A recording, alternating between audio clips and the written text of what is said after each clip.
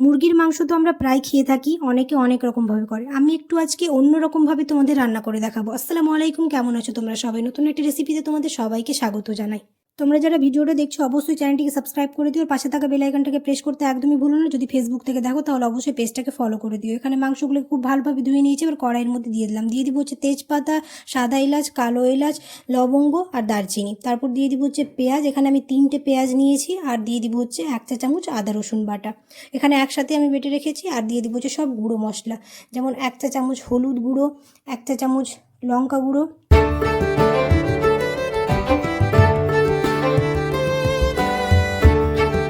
তারপর দিয়ে দিব হচ্ছে 1 চা চামচ কাঁচা জিরে গুঁড়ো, 1 চা চামচ ধনে গুঁড়ো, আর দিয়ে দিব হচ্ছে 1 চা চামচ গোটা জিরে। তারপর এখানে দিয়ে দিব হচ্ছে সর্ষের তেল। সর্ষের তেল এখানে আমি 2 থেকে 3 চা চামচের মতো দিয়েছি। দিয়ে এবার খুব ভালোভাবে এটাকে মেখে নেব।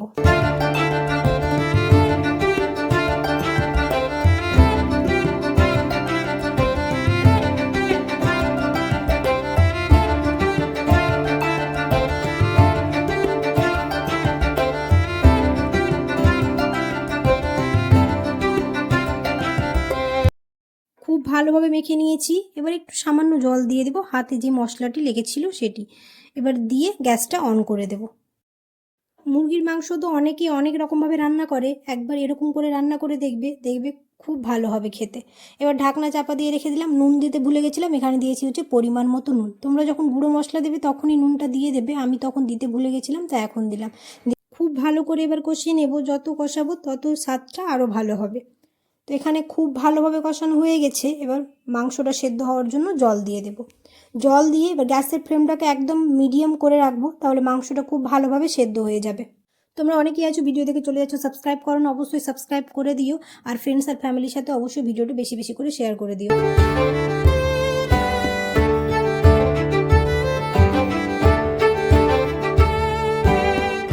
হয়ে গেছে আমাদের মাংস রান্না। সব শেষে এবার নামানোর আগে দিয়ে দিলাম হচ্ছে ভাজা জিরে আর গোলমরিচ গুঁড়ো আর একটু গরম মশলা। হয়ে গেছে আমাদের রেসিপি। কেমন হয়েছে তোমরা অবশ্যই কমেন্টে জানিও। যদি ভালো লেগে থাকে তাহলে একটা লাইক করে দিও। দেখা হবে খুব শিগগিরই পরের একটা নতুন রেসিপিতে। সবাই খুব ভালো থাকবে, সুস্থ থাকবে, সাবধানে থাকবে। আল্লাহ হাফেজ।